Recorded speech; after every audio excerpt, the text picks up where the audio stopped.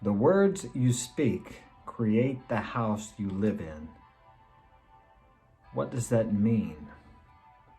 So many people don't think about what they speak out of their mouths. If you listen to people, let me give you an exercise.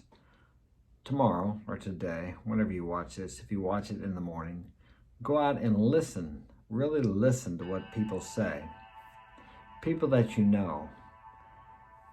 And correspond what they're saying to how their life experience is, what they have, what is present in their life, the problems, the victories, the situations. And you will soon find that what they speak about is what they've been bringing about. And as with yourself, if they continue to speak about what they are bringing about, they will get more of it. From the fullness of the heart, subconscious mind, the mouth speaks. So if you want to change your life, you need to change what you're speaking.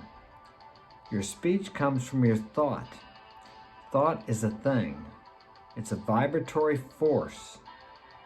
And when you speak that thought, it increases the power of that vibrational force, and thus brings more of that into your life. Whatever you complain about, you bring about. Now, I know we're all guilty, at least I am, of complaining. But you're talking about the things you don't want in your life. You're thinking about the things you don't want in your life.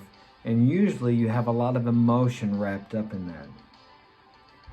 I once heard if people would spend as much time and emotion speaking about the things they want in their life, rather than what they don't want in their life, what they don't like about their life, or what they don't like about their world, their partner, their country, their city, their car, their life would be fantastic. And I'm guilty of that too, as I said, but you can catch yourself. First, you have to be aware of what you're doing.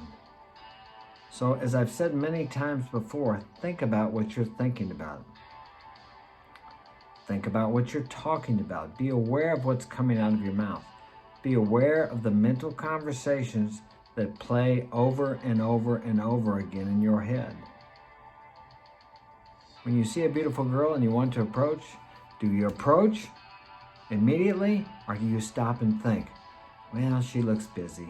She looks like she's in a bad mood. She's probably married. She's out of my league. And it goes on, this mental conversation.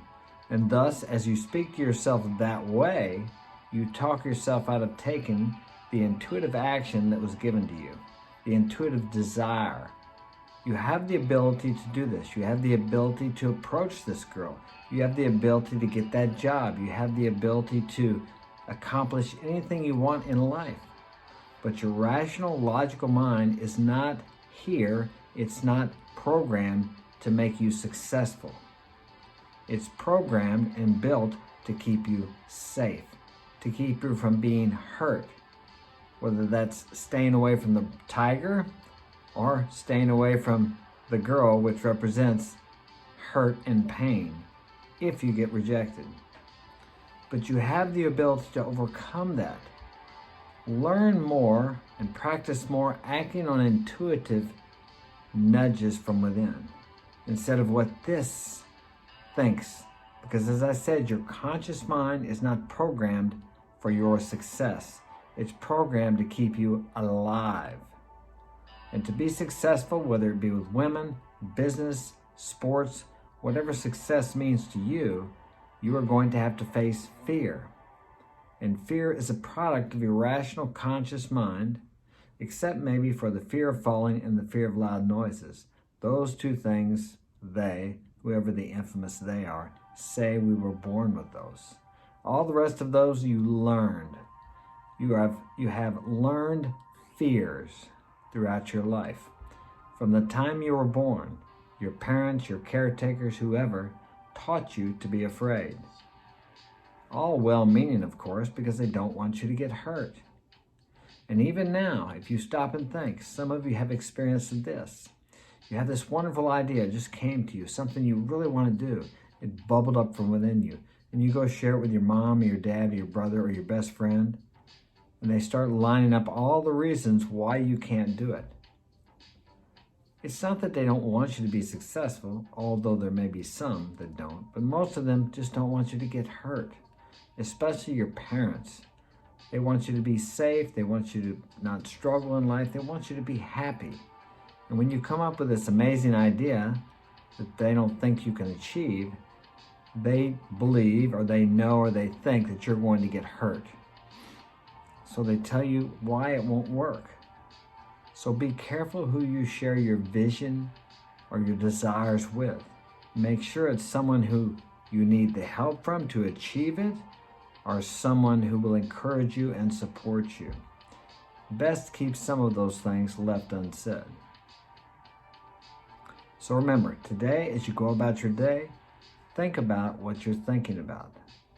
A good idea to get started on this is to journal, to write down your thoughts, especially if you have troubling thoughts, repetitive thoughts that bother you about something in the past, or maybe something you're afraid of in the future.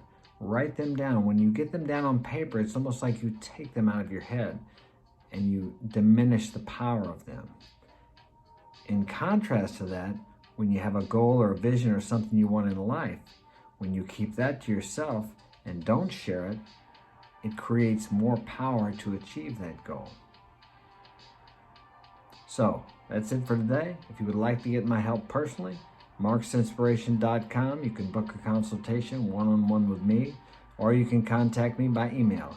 Both of those avenues are in the description. Take care, and thank you to my 1,653 subscribers.